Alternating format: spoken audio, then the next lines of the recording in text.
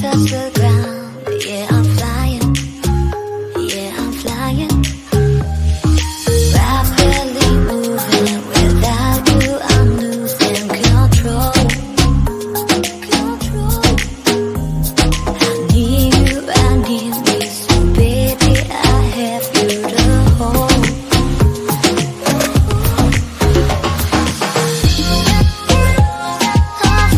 I'm falling for your love.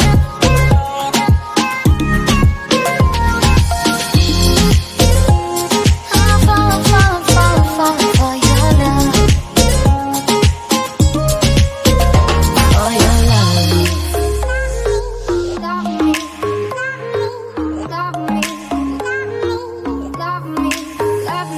Balance me out, my feet can't touch the ground, but yeah, I'm flying. If you leave. Bismillahirrahmanirrahim.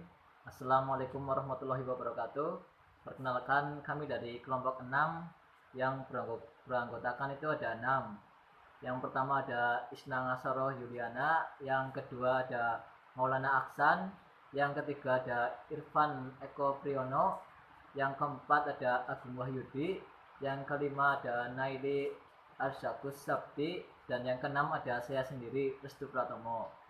Ya, di sini kelompok kami akan sedikit menjelaskan materi tentang manajemen teknologi dalam difusi inovasi. Materi pertama akan dibacakan oleh saudara Irfan Eko. Kepadanya kami persilahkan. Ya, Assalamualaikum warahmatullahi wabarakatuh. Perkenalkan, saya Irfan Eko Priyono dari Prodi Manajemen bagi angkatan 2018. Saya di sini akan melanjutkan presentasi yang bertema difusi inovasi. Ya, saya akan membahas dua tema. Yang pertama, difusi inovasi dan perkembangan sejarahnya. Baik, sekarang kita akan membahas mengenai difusi inovasi. Apa itu difusi inovasi? Kita bahas satu persatu. Yang pertama, difusi inovasi terdiri dari dua pandangan kata, yaitu difusi dan inovasi. Menurut Rogers, mendefinisikan difusi sebagai proses di mana suatu inovasi dikomunikasikan melalui saluran tertentu dalam jangka waktu tertentu di antara para anggota suatu sistem sosial. Difusi juga dapat dianggap sebagai suatu jenis perubahan sosial, yaitu suatu proses perubahan yang terjadi dalam struktur dan fungsi sistem sosial. Yang kedua, pengertian inovasi. Inovasi sendiri adalah suatu gagasan, praktek atau benda yang dianggap atau dirasa baru oleh individu atau kelompok masyarakat. Ungkapan dianggap atau dirasa baru terhadap suatu ide, praktek atau benda oleh sebagian orang belum tentu juga pada sebagian yang lain. Kesemuanya tergantung apa yang dirasakan oleh individu atau kelompok terhadap ide, praktek atau benda tersebut. Dari kedua padanan kata di atas, maka dapat disimpulkan bahwa difusi inovasi merupakan suatu proses penyebaran serapan ide-ide atau hal-hal yang baru dalam upaya untuk merubah suatu masyarakat yang terjadi secara terus-menerus dari suatu tempat ke tempat yang lain, dari suatu kurun waktu ke kurun waktu yang berikutnya, dari suatu bidang tertentu ke bidang yang lainnya kepada sekelompok anggota dari sistem sosial. Selanjutnya saya akan menjelaskan mengenai sejarah perkembangan difusi inovasi. Munculnya teori difusi inovasi dimulai pada awal abad ke-20, tepatnya pada tahun 1903, ketika seorang sosiolog Prancis, Gabriel Tarde, memperkenalkan kurva difusi berbentuk S, atau dalam bahasa Inggrisnya itu S-shaped diffusion curve. Kurva ini pada dasarnya menggambarkan bagaimana suatu inovasi diadopsi seseorang atau sekelompok orang dilihat dari dimensi waktu. Kemudian pada tahun 1940, dua orang sosiolog, Brice Ryan and Neil Gross, mempublikasikan hasil penelitian difusi tentang jagung hibrida pada para petani di Iowa, Amerika Serikat. Hasil penelitian ini memperbarui sekaligus menegaskan tentang difusi inovasi model kurva S.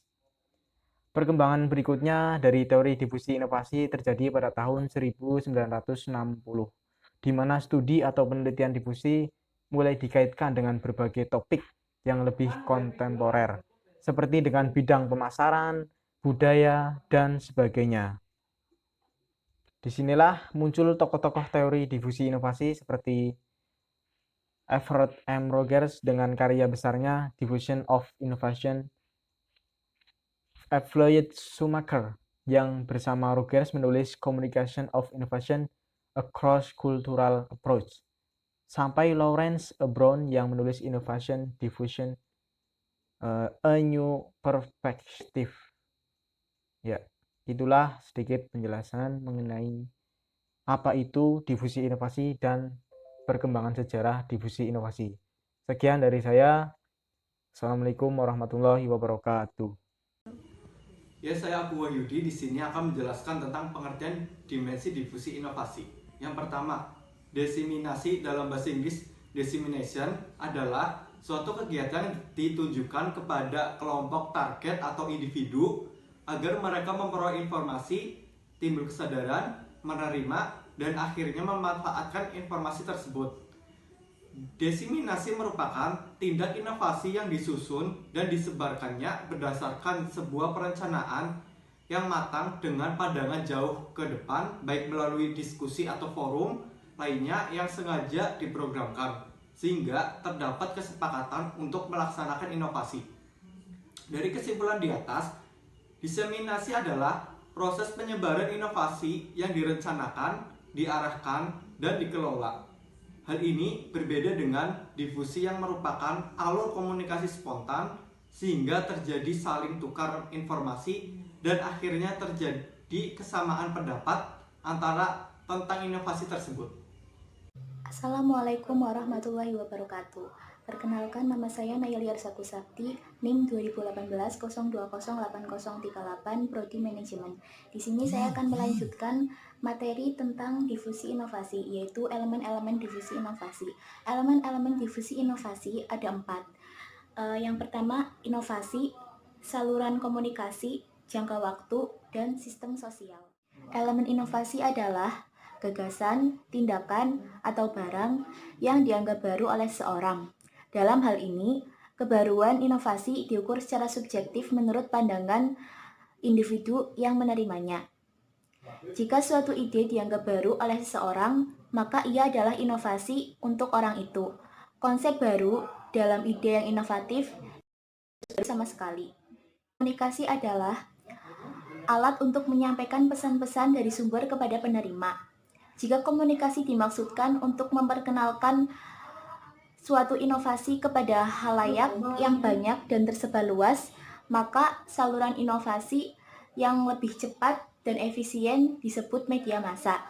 Tetapi jika komunikasi dimaksudkan untuk mengubah sikap atau perilaku pada penerima secara personal, maka saluran komunikasi yang paling tepat adalah saluran interpersonal. Jangka waktu merupakan proses keputusan inovasi dari mulai seorang mengetahui sampai memutuskan untuk menerima atau menolaknya. Dan pengukuhan terhadap keputusan sangat berkaitan dengan dimensi waktu. Paling tidak, dimensi waktu terlihat dalam 1. Proses pengambilan keputusan inovasi, 2. Keinovatifan seorang, 3. Kecepatan pengadopsian inovasi dan sistem sosial. Dan yang terakhir yaitu sistem sosial.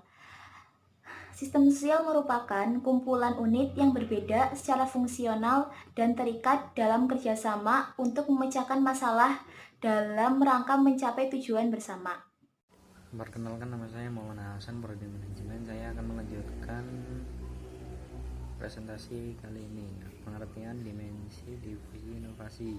Diseminasi atau dissemination adalah suatu kegiatan yang ditujukan kepada kelompok target atau individu agar mereka memperoleh informasi, timbul kesadaran, menerima, dan akhirnya memanfaatkan informasi tersebut.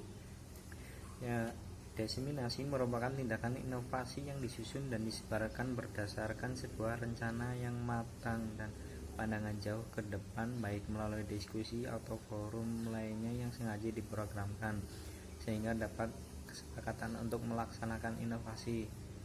Yang poin ketiga, diseminasi adalah proses penyebaran inovasi yang direncanakan, diarahkan, dan dikelola. Hal ini berbeda dengan difusi yang merupakan alur komunikasi spontan, sehingga menjadi saling tukar informasi dan akhirnya menjadi kesamaan pendapat antara tentang inovasi tersebut. Contohnya suatu program ini program talk show yang dimana mengundang narasumber sesuai dengan keahliannya masing-masing. Sekian dari saya, akan dilanjutkan Saudari Isna. Sekian. Assalamualaikum warahmatullahi wabarakatuh. Perkenalkan, nama saya Isna Asarul Yuliana dari Prodi Manajemen Universitas Nahdlatul Ulama Purwokerto. Di sini saya akan melanjutkan materi presentasi yang sebelumnya sudah dijelaskan oleh teman saya, Saudara Maulana Ahsan. Untuk yang selanjutnya yaitu teori yang dikemukakan Rogers pada tahun 1995 memiliki relevansi dan argumen yang cukup signifikan dalam proses pengambilan keputusan inovasi. Teori tersebut antara lain menggambarkan tentang variabel yang berpengaruh terhadap tingkat adopsi suatu inovasi serta tahapan dari proses pengambilan keputusan inovasi. Teori yang berpengaruh terhadap tahapan difusi inovasi tersebut itu mencakup yang pertama ada atribut inovasi atau perceived attribute of innovation, yang kedua jenis keputusan inovasi atau type of innovation decision, yang ketiga saluran komunikasi atau communication channel, yang keempat kondisi sistem sosial atau nature of social system, dan yang terakhir peran agen berubah atau change agent. Demikian penjelasan dari saya, kurang lebihnya saya mohon maaf. Wassalamualaikum warahmatullahi wabarakatuh. Ya, saya Restu Pratomo. Di sini saya akan menjelaskan sedikit materi tentang homopili dan heteropili. Aspek lain dalam kegiatan difusi adalah apa yang dalam komunikasi dikenal sebagai homopili dan heteropili. Dalam homopili adalah suatu istilah yang menggambarkan derajat pasangan perorangan yang berinteraksi yang memiliki kesamaan dalam sifatnya atau atribut seperti kepercayaan, nilai, pendidikan, status sosial, dan sebagainya. Jadi dalam homopili ini kita mencoba mempersamai dengan orang yang kita tuju. Contohnya itu dalam sopan santun atau budayanya. Kemudian ada heteropili sebagai kebalikannya dari homopili. Didefinisikan sebagai derajat pasangan orang-orang yang berinteraksi yang berada dalam sifat-sifat tertentu.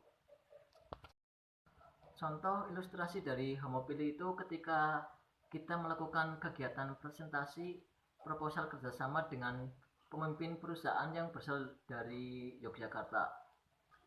Seperti kita ketahui, Yogyakarta itu dikenal dengan sopan santunnya, dengan budayanya.